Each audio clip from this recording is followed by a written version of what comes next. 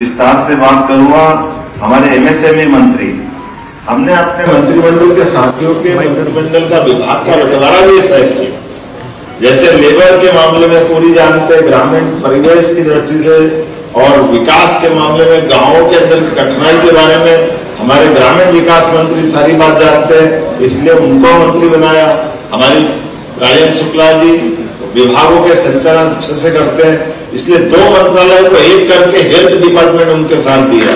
हमारे चेतन कश्यप जी खुद बहुत बड़ी इंडस्ट्री के मालिक, इनको कहा वो कितनी अच्छी से उन्होंने बात कही कि बड़ी इंडस्ट्री में बड़ा अमाउंट लगता है लेकिन रोजगार कम लोगों को मिलता है।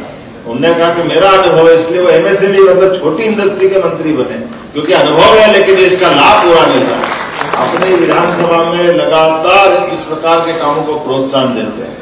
मेरे साथ मंत्री श्रीमती प्रतिमा बागरे जी, उनका अभिनंदन करो। आपकी अपनी बेटी का एक और मंत्री राधा सिंह जी, उनका भी अभिनंदन है। इस अवसर पर हमारे वरिष्ठ नेता क्षेत्र के सांसद गणेश सिंह जी, आपका अभिनंदन है। ताली वाले में कंजूसी मत करो। राजेश मिश्रा जी आपके साथ है। हमारी इस मीटिंग में हमारे सीएस अनुराग जैन जी, जिनको बहुत अच्छा अनुभव है, वो भी यहाँ मौजूद है। हमारे सारे वरिष्ठ अधिकारी मौजूद हैं। हमारे बीच में से आचार्य बालकृष्ण अभी गए, लेकिन उनने अपने स्वदेशी का जो आंदोलन चलाया, हमारे दो भाइयों की जोड़ी अलग अलग प्रकार से प्रसिद्ध है, लेकिन रामकृष्ण पतंजलि आश्रम के माध्यम से बालकृष्ण जी और जनार्दन मिश्रा जी के लिए जोड़कर, कहां जनार्दन जी, वो अरे वाह, मैं भूल गया मिश्रा जी, आपका मालूम पड़ा आप कब खड़े हो जाते हैं वहां शुरू कर देते हैं। अभी हमारे भाई है जोरदार फक्कड़ मुरादाबादी, बहुत अच्छा, आपका भी अभिनंदन है। बहुत अच्छे जनता से जुड़े हुए, जनता के मामलों को लेके चलने वाले यहाँ हमारे सभी माननीय विधायकगण, एक बार जोरदार ताली कर बजाओ। पूरे जिले के सभी माननीय जनप्रतिनिधिगण यहाँ से लेके वहां तक सारे बैठे हैं। मैं आप सबके लिए भी स्वागत करता हूँ, अभिनंदन करता हूँ। यहाँ हमारे बीच में डालमिया ग्रुप के सीएमडी श्री पुनीत डालमिया जी, आपका वंदन करता हूँ, अभिनंदन करता हूँ। बहुत अच्छे से आपने बात की। श्री भीम सिंह जी कचोट जी, एचके त्रिपाठी जी, जो रिलायंस बायो से है, अडानी ग्रुप के, रिलायंस भी है, अडानी भी है, पतंजलि भी है, डालमिया भी है, सिद्धार्थ इन्फोट्रेक भी है, डायरेक्टर एनसीएल भी है, सीएमडी रामा ग्रुप भी, कौन छोड़ा अपन ने मंच पर भी और नीचे भी, सभी प्रकार के कामों के लिए। अल्ट्राटेक सीमेंट के भी है और औद्योगिक क्षेत्र के हमारे रीवा के प्रेसिडेंट खन्ना जी, राजीव खन्ना जी भी है ना यहाँ मौजूद। एक बार अपने आप के लिए जोरदार अभिनंदन करिए सबके लिए। विंध्य की धरती और ये हमारा ऐसा इलाका जहां अभी कई सारे मित्रों ने कहा, ये बात सही है कि बदलते दौर में हमको, मैं एक छोटा सा घटनाक्रम सुनाता हूं। एक व्यक्ति के घर में पहले बहुत संपन्नता जैसे हुई होगी, धीरे धीरे काल के प्रवाह में, व्यवस्थाओं के परिवर्तन में परमात्मा की कोई दृष्टि बदल गई। दृष्टि बदलने में घर में धीरे धीरे विपन्नता आ गई, गरीबी आई, और गरीबी का हाल ये रहा कि धीरे धीरे परिवार में खाने के भी लाले पड़ गए। लेकिन अब चूंकि बाहर की दुनिया ऐसी थी कि उसमें उस परिवार का बड़ा वजन था, अंदर घर वालों की हालत ऐसी थी कि अपने कष्ट किसको बताए, तो परिवार में कुछ चालू कर दिया कि कुछ नहीं तो बच्चों को कोचिंग कराना चालू करा, कुछ करके, कुछ भी करके घर का पाल पोस करके परिवार का संचालन तो करना ही पड़ता है। ऐसे में टेबल पे पेपर वेट रख करके अपने कोई आता तो बड़ा तरीके से बात कर पुरा के लोगों को विदा करते थे, जो भी मिल जाए कर जाए कष्ट के उस काल में। ऐसा लगातार दरिद्रता वाली स्थिति आ गई। एक दिन एक सज्जन उनके घर में आए और उनने इस कष्ट को देखा, और वो पहले की वैभव वाली स्थिति भी देखी और बाकी व्यवस्था भी समझते थे। उनने आकर के बैठने के बाद अपने जिस परिवार में गए थे उनसे कहा कि ये आपकी ये कैसी स्थिति है, क्या हो रहा आपके यहाँ? तो उन्होंने कि भगवान की मर्जी, अब जो जैसा रखे। अच्छा दौड़ था तो बहुत अच्छे चले थे, अब जो है उसी में चल रहे हैं। तो उन्होंने कहा क्या कर रहे हो? तो उनने सिलेबस रखा हुआ था, पेपर वेट वो उड़ रहा था, बार बार पंखा चल रहा था, तो वो पेपर वेट पे फिर उनने पेपर वेट का उपयोग करते रखा और जाके मैं कोचिंग करता हूँ, ये काम वाम कराता हूँ। घर का पाल पोस करके परिवार का संचालन तो करना ही पड़ता है। ऐसे में टेबल पे पेपर वेट रख करके अपने कोई आता तो बड़ा तरीके से बात कर के लोगों को विदा करते थे, जो भी मिल जाए कर जाए कष्ट के उस काल में।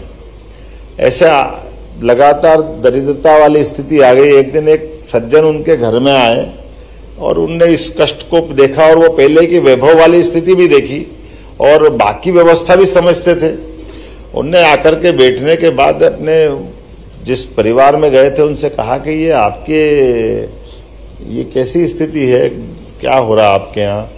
तो उन्होंने कि भगवान की मर्जी, अब जो जैसा रखे। अच्छा दौड़ता तो बहुत अच्छे चले थे, अब जो है उसी में चल रहे हैं। तो उन्होंने कहा आप क्या कर रहे हो? तो उनने सिलेबस रखा हुआ था, पेपर वेट वो उड़ रहा था, बार बार पंखा चल रहा था, तो वो पेपर वेट पे फिर उनने पेपर वेट का उपयोग करते रखा और कहा कि मैं कोचिंग करता हूँ, ये काम वाम कराता हूँ। तो जो आने वाले सज्जन थे वो थोड़े समझदार थे और एकदम उनकी निगाह गई वो उनके पेपर वेट पे। उन्होंने कहा आपको अभी आमदनी कितनी हो जाती है? तो उन्होंने कहा मेरी आमदनी अब यही 2-5 हजार रुपये महीने का मैं कर लेता हूँ अपना घर पालने के लिए। तो उन्होंने कहा ये आप घर पालने का काम तो कर रहे हो, अच्छी बात है, लेकिन आपने अपने आसपास देखा नहीं, आपकी क्षमता योग्यता को समझ के क्या करें? आपने भविष्य की दृष्टि से कोई प्लान नहीं बनाया? तो क्या प्लान बनाए? जो है वो सब सामने है, ऐसे ही काम चलाना पड़ेगा। तो उनने वो पेपर वेट उठाए उनके दोनों, और संयोग ऐसा था और ये यथार्थ में सही किस्सा भी है। उस पेपर वेट को हाथ लगा के धीरे धीरे उस पर मेल चढ़ गया था, तेल लग गया, मिट्टी लग गई, धूल लग गई। तो लेकिन असली में वो पेपर वेट नहीं थे, वो एक पन्ना था और एक हीरा था और उनकी कीमत करीब 200 करोड़ के आइटम मिले उनके हाथ में टेबल पर। हमारी हालत भी मध्य प्रदेश में ऐसी, इतने पेपर वेट हमारे पास रखे, फालतू में गरीबी रेखा में कौन रहे? हमारी क्षमता कोई नहीं पहचान रहा है। मध्य प्रदेश में कदम कदम पर कौन सी कमी इस बात की? केवल ये आंखें लाने थी हमारे पुनीत डालमिया जैसी, हमारे अडानी ग्रुप बैठे और रिलायंस ग्रुप बैठे। आप बताओ, कचरे से भी कमाई करके ये हमारे बीच में रिलायंस वाले कह रहे हैं कि ये जो पराली जलाते हैं, घर में जो भूसा निकलता है, ये नगर पालिका में जो कचरा निकलता है, उससे भी कमाई होती, उससे भी बिजली बनती, उससे भी खाद बनता है। सिंचाई के साधन बहुत हो गए, तो सिंचाई में क्यों गेहूं और चावल करना? गेहूं चावल के अलावा भी ये प्रयास होना चाहिए हमारे ये जो फूड इंडस्ट्रियों के माध्यम से। अभी बता रहे एमडीएच वाले ने आकर के प्रदेश का नहीं देश का सबसे बड़ा कारखाने का अभी उनने शुभारंभ किया। अब आप कोई कल्पना कर सकता कि 1 बीघा में 1 लाख रुपए की आमदनी हो सकती, और ये आश्चर्य नहीं है। हमारे यहाँ ये फूड इंडस्ट्रियों के माध्यम से मालवा के तो कई किसान लहसुन आलू प्याज करते हुए अपने घर में इस प्रकार की आमदनी करते हैं। और केवल ये नहीं, हर एक क्षेत्र में, कौन सा क्षेत्र छूट रहा है? प्रत्येक क्षेत्र में विकास की संभावना, केवल काम करने की तो देर है। इसलिए आज हम जितने लोगों को लेके बैठे हैं, अभी कोई चुनाव का समय भी नहीं, ना चुनाव की कोई बात। अब मैं कभी कभी इसकी केवल कल्पना कर रहा था, मैंने पुनीत डालमिया जी से बात कर रहा था कि देखो कैसा समय आया है। क्या उनने कि क्या हो गया? हमने कहा देखो मैं बैठा हूं, मैं क्या हूं, मैं एज ए सीएम बैठा हूं, मेरे एक एक अधिकारी भाषण दे रहा है, कोई नहीं छोड़ रहा है।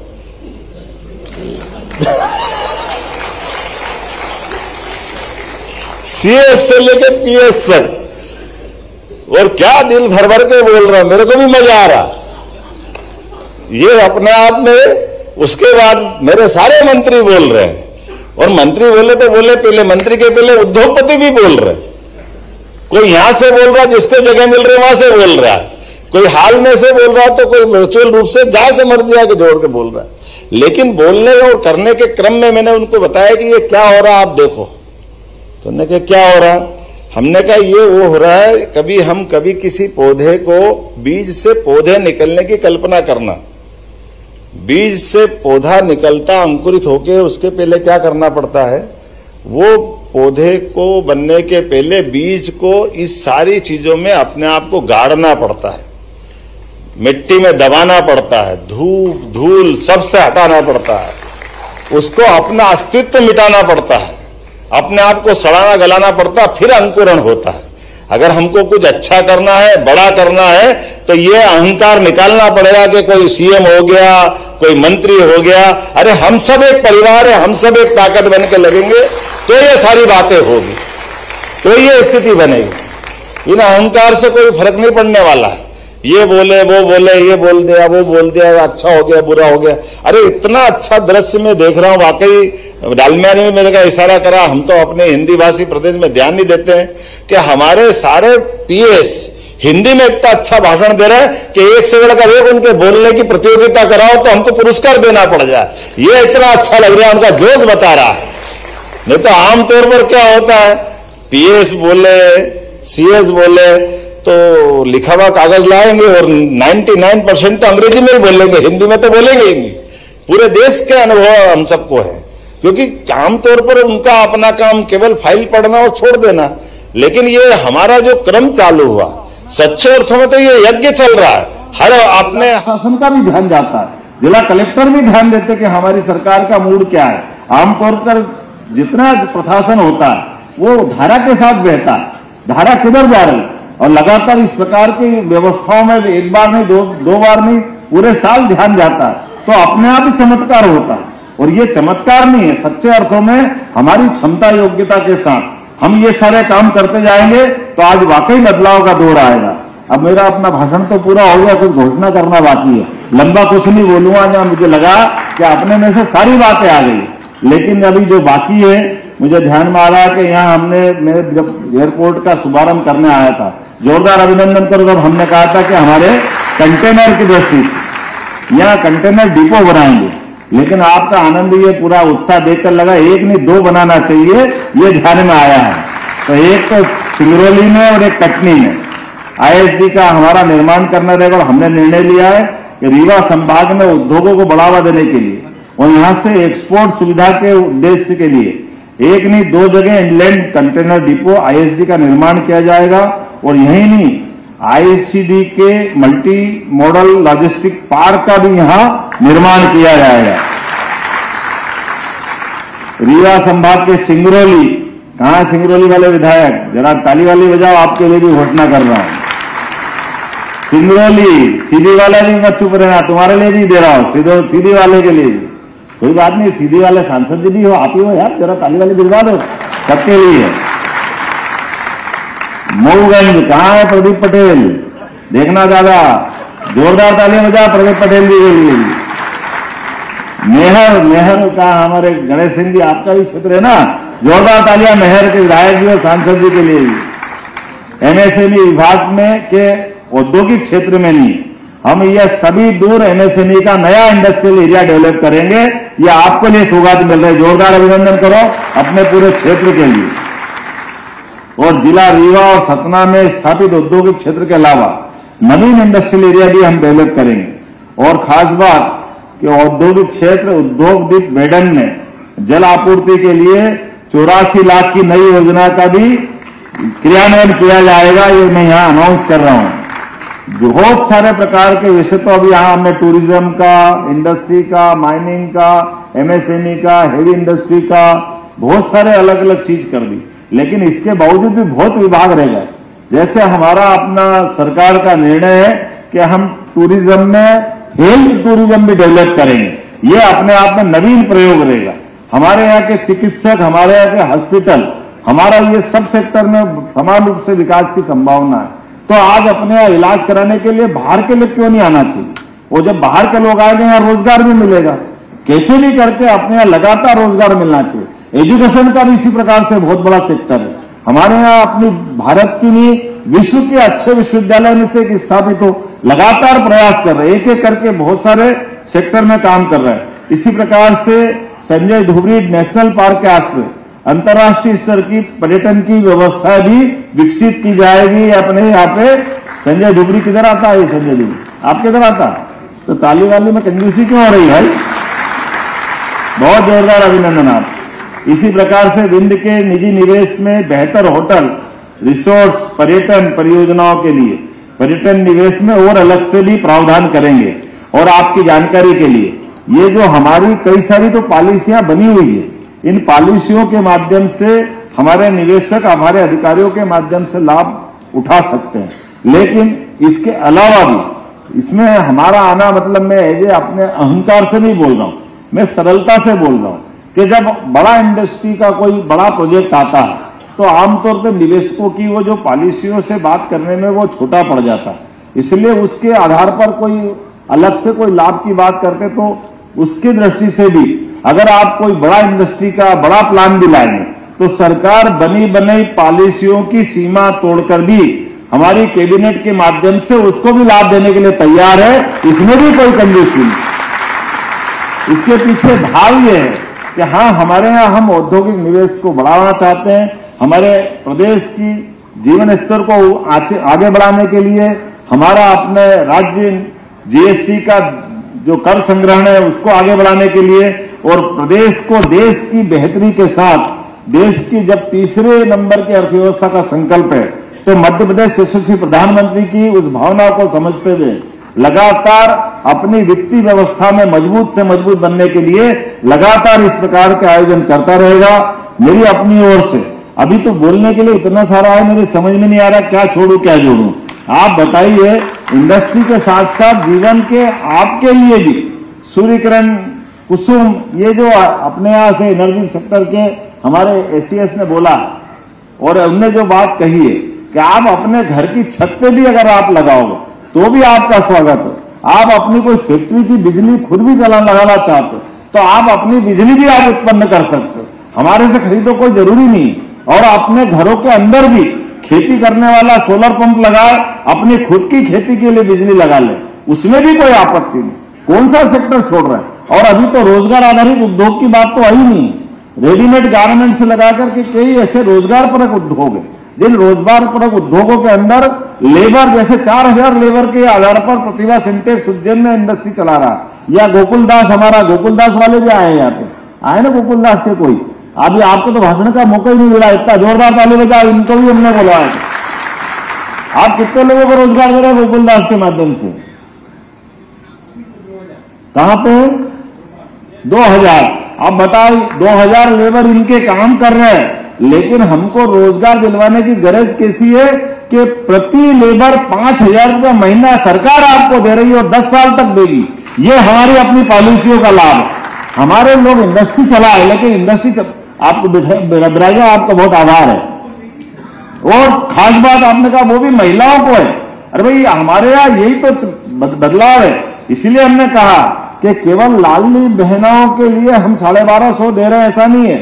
लाडली बहनों को आगे आकर के वो हमारी इंडस्ट्री में काम करे तो इंडस्ट्री में 15,000, 10,000, 15,000, 20,000 जैसे वो काम करेगी उसमें प्रति बहन को 5,000 रुपए का हम उनको अपना एक तरह से प्रोत्साहन देंगे ताकि वो काम करे।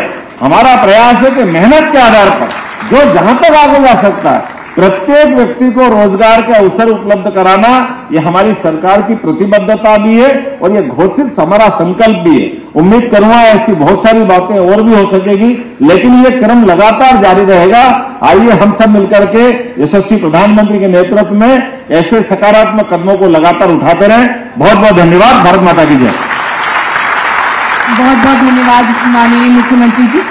मैं आप सभी को बताना चाहूंगी, CII in series of regional industry conclave को आयोजित करने की तरफ मध्य प्रदेश शासन के साथ नेशनल पार्टनर है और आपका इसकी सफलता के लिए भी महत्वपूर्ण योगदान है।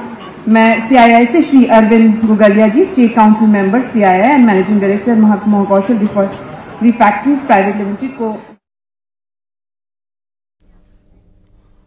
और यहां रुकेंगे एक ब्रेक के लिए।